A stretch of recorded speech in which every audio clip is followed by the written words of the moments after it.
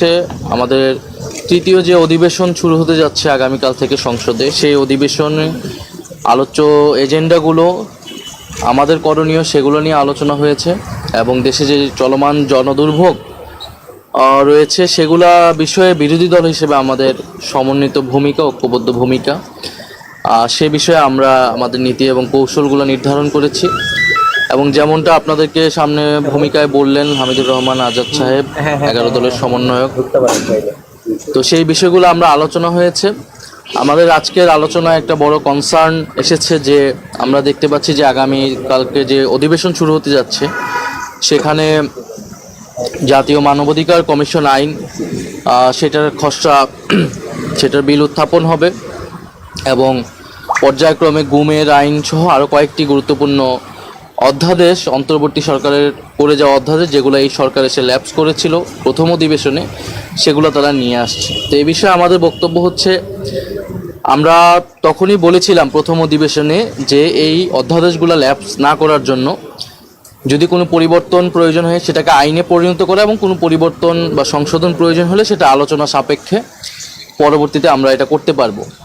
কিন্তু তখন তারা বলেছিল যে তারা আরও শক্তিশালী করে এই আইনগুলো নিয়ে আসবে। এবং আমরা সকলেই জানি যে বিগত 16 বছরে ফ্যাসিবাদী আমলে আমাদের প্রধানতম একটা জায়গা ছিল দেশের নাগরিকদের মানবাধিকার হরণ। যারা রাজনৈতিকভাবে ভিন্নমত পোষণ করত, ধারণ করত, তাদেরকে গুম করা হয়েছে, নির্বিচারে নির্যাতন করা হয়েছে, আইন শৃঙ্খলা বাহিনী দ্বারা রাষ্ট্র কর্তৃক এই নির্যাতন বিভিন্ন সময় করা হয়েছে এবং যার কোনো জবাবদিহিতা ছিল না। মানবাধিকার কমিশন একটি ছিল, বিচার ব্যবস্থা ছিল, কিন্তু কোনো ব্যবস্থাই সেই সময় কিন্তু কাজ করে নাই, কারণ দেশে গণতন্ত্র ছিল না, ফলে মানবাধিকার সুরক্ষিত হয়নি। ফলে আমাদের সকলের চাওয়া ছিল যে গণতন্ত্র প্রতিষ্ঠার পাশাপাশি গণতন্ত্র প্রতিষ্ঠার জন্যই আমাদের মানবাধিকার এই বিষয়টা যাতে সুরাহা হয়, দেশে যাতে কারো মানবাধিকার হরণ না হয়। এবং গুমের বিষয়টা বাংলাদেশে আমরা আর কোনো গুমের ঘটনা আমরা দেখতে চাই না, যদিও আমরা এই সরকারের সময় একটি গুমের ঘটনা কিন্তু শুনতে পেরেছি মিরাজ শেখ নামে। এখন আপনারা জানেন যে অলরেডি সেই খসড়া মন্ত্রিপরিষদে যেটা আলোচনা হয়েছে সেটা কিন্তু সামনে এসেছে, পত্রপত্রিকায় এসেছে যে আগের থেকেও দুর্বলতর আইন হিসেবে 2009 সালের যে আইন ছিল মানবাধিকার কমিশনের, তার থেকেও দুর্বল হিসেবে একটা আইন এর খসড়া নিয়ে আসা হচ্ছে। এবং যেখানে মানবাধিকার কমিশন নিজস্বভাবে কোনো তদন্ত করতে পারবে না, যেটা যে বিগত অধ্যাদেশে ছিল, এবং আইন শৃঙ্খলা বাহিনীর কাছে অর্থাৎ পুলিশের কাছেই কোনো গুমের ঘটনা যদি আসে বা মানবাধিকার হরণের ঘটনা আসলে পুলিশের কাছে সেটার ব্যাখ্যা আসলে চাইতে পারবে তারা, এবং পুলিশ বা আইন শৃঙ্খলা বাহিনী সেটা নিজেই তদন্ত করবে। অর্থাৎ যাদের বিরুদ্ধে গুম বা মানবাধিকার হরণের মতো ঘটনার অভিযোগ আসছে, যে আইন শৃঙ্খলা বাহিনী বা রাষ্ট্রীয় বাহিনী, তারাই যদি গুমের এই ঘটনার তদন্ত করে সেইটার স্বচ্ছতা নিয়ে, সেইটার স্বচ্ছতা এবং গ্রহণযোগ্যতা নিয়ে কিন্তু প্রশ্ন তৈরি হয়। ফলে এই যে আইনটি করা হচ্ছে বা খসড়া আনা হচ্ছে, এটা খুবই পরিকল্পিতভাবে দেশে আগের থেকেও, তার মানে বোঝা যাচ্ছে যে মানবাধিকার হরণ হতে পারে, হবে, এবং সরকার কোনো রাষ্ট্রীয় বাহিনীকে দিয়ে এটা করাবে এবং কোনো ধরনের জবাবদিহিতা যাতে নিশ্চিত করা না হয়, এই কারণে তারা এরকম একটা আইন আসলে করতে যাচ্ছে। ফ্যাসিবাদী আমলের থেকেও একটা খারাপ আইন তারা আনার চেষ্টা করছে, যেটা আমরা মনে করি যে গণ অভ্যুত্থানের যে আকাঙ্ক্ষা, গণতন্ত্রের যে আকাঙ্ক্ষা, সেই আকাঙ্ক্ষার পরিপন্থী। গুমের আইনকেও তারা এরকম দুর্বলতর করে হিসেবে আনছে।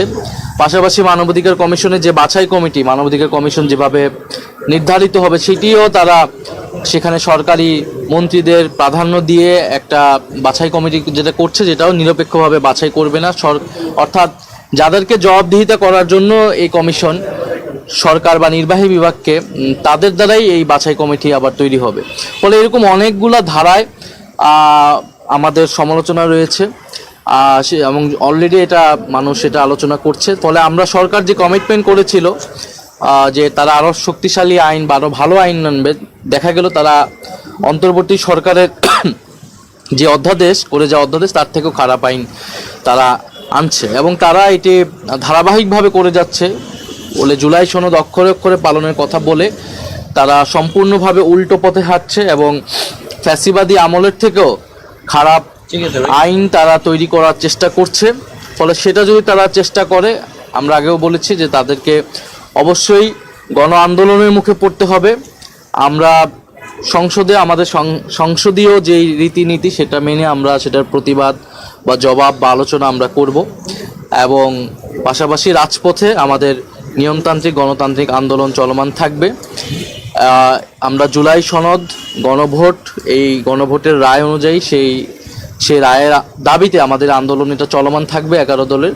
সেই লক্ষ্যে আমাদের যে লং মার্চ, সেই লং মার্চ নিয়েও আজকে আলোচনা হয়েছে। আমরা আপনাদেরকে মাধ্যমে জনগণকে আহ্বান করছি সেই লং মার্চে স্বতঃস্ফূর্তভাবে অংশগ্রহণের জন্য।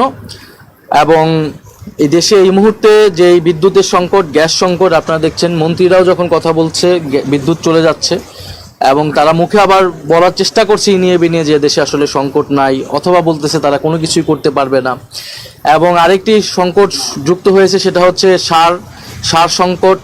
সার সংকটের কারণে আমাদের কৃষকদের ভোগান্তি তৈরি হচ্ছে। ফলে এর মধ্য দিয়ে তারা আবার এই ধরনের ভিন্ন আইন পাশ করার চেষ্টা করছে।